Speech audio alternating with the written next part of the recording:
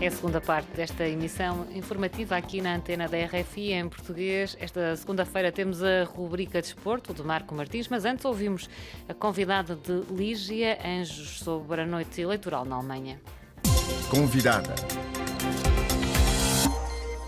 Os sociais-democratas do SPD venceram as eleições legislativas de ontem na Alemanha com uma pequena margem em relação à democracia cristã da CDU-CSU, que contabilizaram 24,1% dos votos. Os dois partidos têm agora a possibilidade de formar uma coligação, mas precisam de apoio dos verdes e dos liberais. Esperam-se meses de negociações para formar um governo alemão. A Europa não precisa de ficar preocupada com esta espera, aponta Helena Ferro Gouveia, especialista em assuntos internacionais.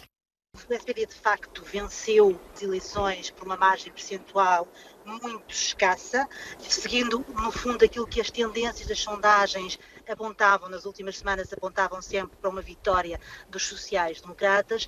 No entanto, há uma grande proximidade entre os dois grandes partidos alemães, há aqui uma grande proximidade com os democratas cristãos. O que é que isto significa? Significa que o futuro governo alemão dependerá dos entendimentos que forem conseguidos com outros partidos. Aritmeticamente, só é possível uma coligação bipartidária entre a CDU, CSU e o SPD, ou seja, entre os democratas cristãos e os sociais-democratas. Não parece haver vontade política para esse modelo, que aliás governou a Alemanha nos últimos anos. Há duas outras coligações, aí já tripartidárias, que são possíveis de um ponto de vista aritmético. Há a possibilidade de uma coligação entre os sociais-democratas, que serão vencedores das eleições, os verdes e os liberais, portanto uma coligação jamaica, e há a possibilidade de uma coligação semáforo, aliás, entre o SPD, os verdes e os liberais. Portanto, há aqui duas coligações sobre a mesa, ambos os líderes dos partidos disseram que irão procurar negociar uma coligação de governo, portanto este processo não está terminado. E não seria a primeira vez na história da Alemanha desde 1949 que um partido que venceu as eleições não é ele o responsável por nomear o chanceler. Portanto, temos aqui tempos muito interessantes pela frente para quem se interessa por análise política, e este é um processo, embora tanto Olaf Scholz como Armin Laschet tenham dito que pretendem ter este processo terminado até ao Natal, eu recordo que em 2017 foram precisos 200 dias para que a Alemanha encontrasse um governo, teve que haver uma intervenção do Presidente da República, Frank-Walter Steinmeier, para que houvesse um entendimento e se formasse uma grande coligação.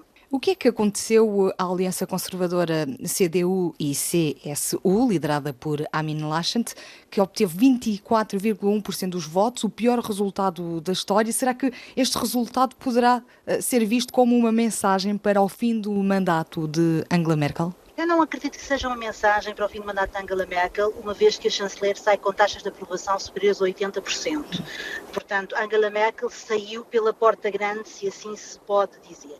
No entanto, nós estamos no fim de um ciclo, foram 16 anos de poder, 16 anos têm sempre um impacto sobre um partido. Mas este resultado, que é de facto o pior resultado sempre dos democratas cristãos, pode explicar-se também por dois outros fatores. Pode explicar-se pelo fator de polarização do Parlamento alemão, ou seja, de haver mais partidos representados no Parlamento, o que implica que os grandes partidos, a CDU, o CSU e o SPD, não tenham resultados superiores a 30%, como era habitual na história política alemã. Neste momento, o Parlamento tem 6 partidos com representação parlamentar, tem muito mais partidos no Parlamento do que tinha há uns anos, portanto, esse fator de divisão de votos explica esta descida da União Democrata Cristã, mas, simultaneamente, o candidato escolhido, Armin Laschet, foi cometendo ao longo da campanha eleitoral um conjunto de gafes esses que se ressentiram depois, no momento em que os eleitores foram à urna para escolher quem seria o chanceler. Nomeadamente, há duas gafes que os alemães não lhe perdoaram, as referências às alterações climáticas, onde ele se mostrava um pouco cético em relação a esta questão, que é uma questão de fundo para a sociedade alemã e que é transversal aos partidos políticos. Ele era de alguma forma cético. Ceticismo esse que veio a ser contrariado pelas inundações terríveis que a Alemanha experienciou durante o verão, e no decorrer dessas inundações todos nós nos lembramos de uma imagem de Armin Laschet a gargalhar no momento em que o Presidente da República alemão discursava num dos locais mais afetados pelas inundações. Portanto, esta é alguma insensibilidade, aliás o candidato depois pediu desculpa aos alemães por este ato e por se ter rido naquele momento, levou a que houvesse uma descida abrupta também nas sondagens. Isto pode explicar os resultados claramente ou francamente maus da União Democrata Cristã. Em abril do ano passado, os verdes estavam bem colocados em várias sondagens, o que não se veio a confirmar no dia de ontem. Uma vez mais, teve a ver com erros cometidos, neste caso, pela candidata. Se nós olharmos, por exemplo, para os jovens eleitores, há dois partidos que foram os partidos mais votados pelos jovens eleitores. 22% dos jovens eleitores alemães votaram no Partido Liberal FDP e 21% dos eleitores alemães votaram no partido Os Verdes. O que significa que os verdes e que os liberais são tidos como partidos de futuro para os jovens eleitores. Os verdes estavam, de facto, muito bem posicionados nesta corrida eleitoral, porque as preocupações ambientais, as preocupações climáticas são transversais na sociedade alemã e, portanto, é um partido que está bem estabelecido, que existe desde os anos 80, sempre com representação parlamentar, e o programa dos Verdes é um programa mais do que nunca gritante e necessário e que a sociedade alemã reconhece como necessário. Só que a candidata, e que era bastante popular, cometeu dois erros que os alemães não perdoam. Ela mentiu no seu currículo, e isso é algo que os alemães levam muito a sério, a forma como os políticos se apresentam e se são credíveis ou não, e plagiou num livro que publicou. E, portanto, estes dois erros retiraram credibilidade à candidata dos Verdes, fazendo com que ela também descesse nas intenções de votos, mas mesmo assim, quando comparado com o ano 2017, o Partido dos Verdes quase que duplicou os seus resultados, demonstrando, portanto, que está bem implementado junto do eleitorado alemão. Falava do partido Os Verdes e dos Liberais que conseguiram conquistar eleitorado mais jovem, mas estes dois partidos podem agora negociar primeiro entre si e são a chave desta nova formação.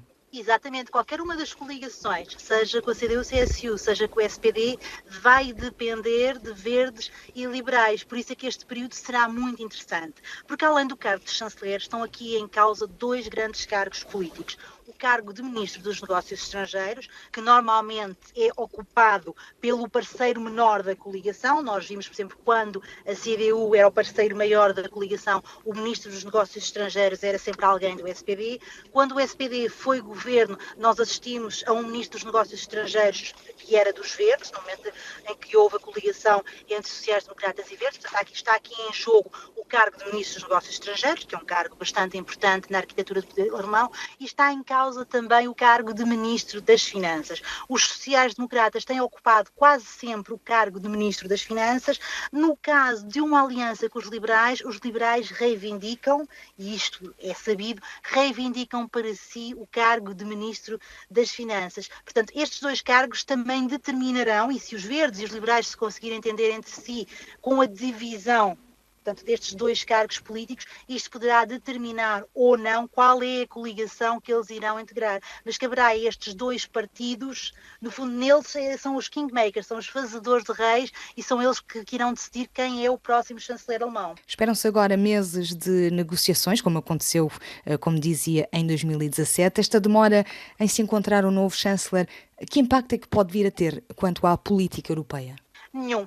A política europeia alemã é uma política muito estável, muito consolidada.